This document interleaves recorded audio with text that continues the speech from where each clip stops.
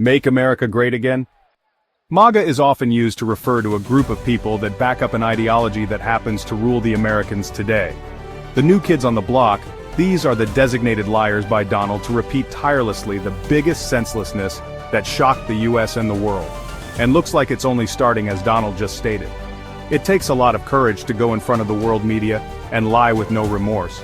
So it's only fair to mention them in order for the world to remember their names, because they won't be there for too long. Lies and liars soon fall, but the economic and social disaster that they supported will remain in the history and economic books forever. Let's name a few, but the most shameless of all are Press Secretary Caroline Leavitt. This lady is usually the first face that everyone sees after Donald launches a nonsense statement, and often is the first buffoon that goes against the media. Instead of answering questions and informing, which should be her job, she frequently attacks and disrespects anyone that makes an uncomfortable question, just like happens in totalitarian regimes. Vice President J.D. Vance.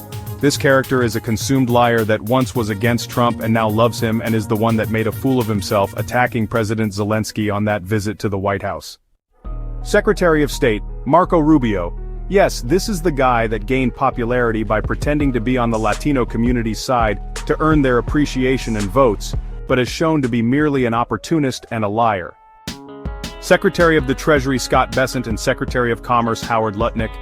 These two ride the same bike to hell because they constantly praise the wonderful economic job Donald is doing, while the entire world falls apart due to tariffs and other ridiculous measures that have only contributed to making everyone poorer.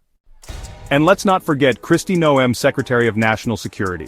This lady in question is responsible for countless lies and violations of civil and human rights during the chaotic immigrant hunt announced by Donald and executed by ICE. These are just some of the names that will go down in history as the faces responsible for the greatest economic and social disaster created by man.